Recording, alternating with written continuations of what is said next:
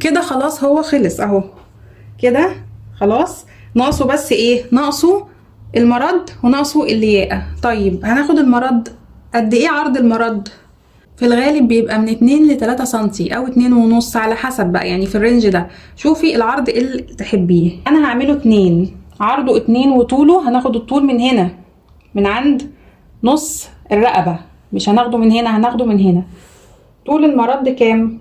33. تمام. هنزود نقول حوالي 35، نزود 2 سنتي احتياطي وهنعمله عرضه 2 سنتي. طيب بنعمل عرض المرد ازاي 2 سنتي؟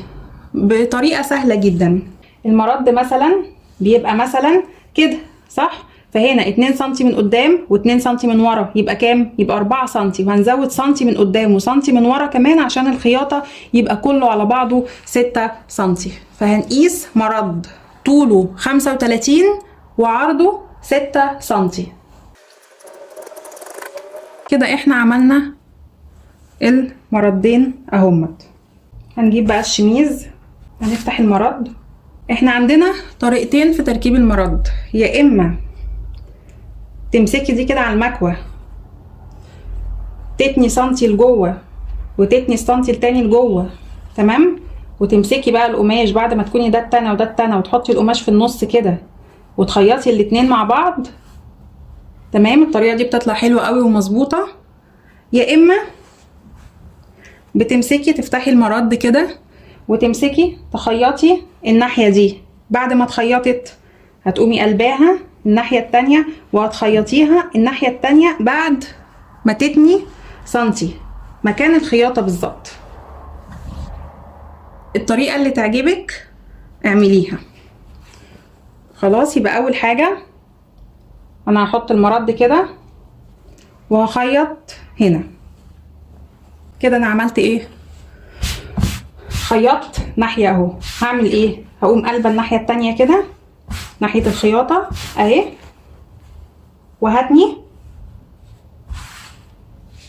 السنتي اللي انا سبته للخياطة. هحطه فين؟ هحطه على طرف الخياطة اللي موجودة هنا. هنتني كده، بصوا السنتي اهو، وهنتني نشد ونتني. تمام. وهنخيط كده بعد ما تنينا سنتي للخياطة هنخيط الناحية دي. خلاص كده اول مرد ركب اهو وبقى زي الفل. نيجي بقى نركب المرد التاني نفس اللي عملناه. هنيجي هنا وهنخيط. خيطنا الجزء ده نفس اللي عملناه المرة اللي فاتت هنعمله المرة دي. نثبت بدبابيس ونتني ونحط السنتي بتاع الخياطة. هنخيط هنا. عملنا المرد. خلاص كده احنا خلصنا عملنا المرد اهو. نشيل بس الزيادات اللي هنا. انا كنت سايبه كام سنتي كده احتياطي يعني.